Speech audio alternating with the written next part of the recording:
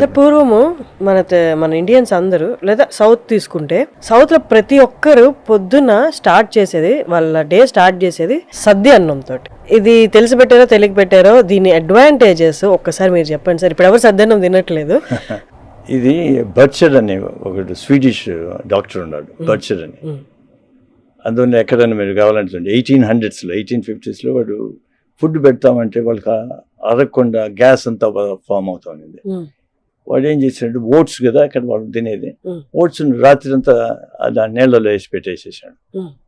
Morning తినమన్నాడు, ఎవరికి లేవు gas problem లే. ఏమంటే అది పార్షియలీ డైజెస్టెడ్ ఆల్రెడీ. ఆ ఫుడ్ పార్షియలీ డైజెస్ట్ అయిపోయింది కాబట్టి మనం తింటానే ఆ గ్యాస్లో అవన్నీ పోయినాయి. అందువల్ల బర్చర్స్ ఓట్స్ అంటారు.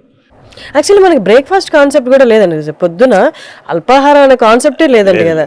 మనం వాళ్ళు ఎప్పుడో 12కో 12:30కో సద్దన్నం అంతే అయిపోయాయి.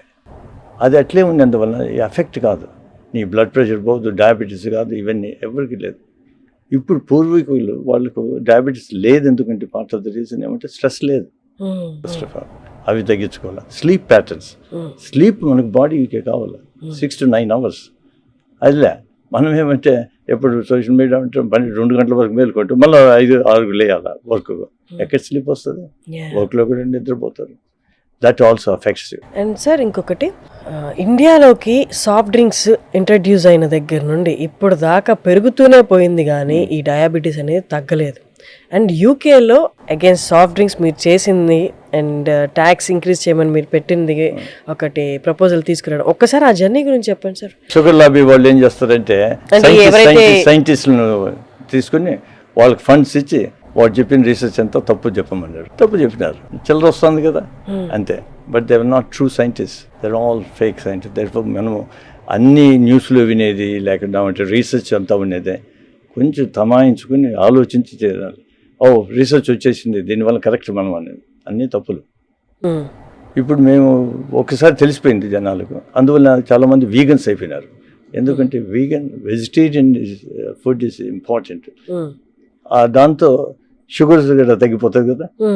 ఇప్పుడు కోకోకోలాని ఎన్నో కోలాలు ఏదైతే ఉండాలి, ఎన్నో ఉండాలి, ఫ్యాంట్ అంటే అన్నిట్లో వాళ్ళు చిన్న బాటిల్లో ఒక 300 ml 25 grams ఉన్నాయి. ఇంత బాటిల్లో 25 grams ఆఫ్ షుగర్ ఉండేది, బ్రహ్మాండంగా ఉండదని తాగేది. దాంతో ఏమైంది, మనకు డైలీ రిక్వైర్మెంట్ 25 grams కంటే తక్కువ ఉండాలి. ఇంకా నువ్వు తినే ఫుడ్లో షుగరే, తినేదంతా షుగరే. నువ్వు more than your requirement you already had it with one soft drink, energy drinks. And childhood the most important. ఇప్పుడు మీరు అంటారు కదా ఏమి స్టేజెస్ మనం ఏమి తీసుకోవాలా, ఇవంతా చైల్డ్హుడ్ నుంచి స్టార్ట్ అవుతుంది. చైల్డ్ కాదు, ప్రెగ్నెన్సీ స్టార్ట్ అవుతుంది.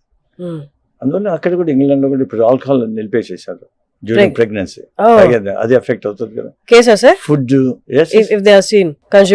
నిలిపేసేసారు వాళ్ళు కూడా తాగేది. అంటే అది ఇవి education, you change the mind set and total life style for people. Smoking and alcohol ఆ రెండు నిలిపేసేసి ఫస్ట్ ఇవి నెక్స్ట్ స్టేజ్లోకి ఎఫెక్ట్ అవుతాయి చైల్డ్కు. తర్వాత స్లీప్ లేకుండా ఇవేమవుతుందంటే చైల్డ్ స్టార్ట్స్ బికమింగ్ ఫ్యాట్ అయినోడు మళ్ళీ వాడు ఫ్యాట్ ఇది ఫుడ్ తిన్నాడు అనుకో, ఇంకా వెరైటీ అన్నీ ఏది ఇంకా యాంటీబయాటిక్స్. చిన్నప్పుడు యాంటీబయాటిక్స్ వాడతారు, ఏ జబ్బు వచ్చినా యాంటీబయాటిక్స్. వాళ్ళకు దాని అనర్థమే తెలియదే. దానివల్ల ఏమైందంటే లివర్ డిసీజ్ వచ్చేసేసి వాళ్ళు దీనివల్ల ఎఫెక్ట్ అయినది మెటబాలిక్ అసోసియేటెడ్ ఫ్యాటీ లివర్ అంటారు. అది అంతా ఎందుకంటే యాంటీబయాటిక్స్ వల్ల.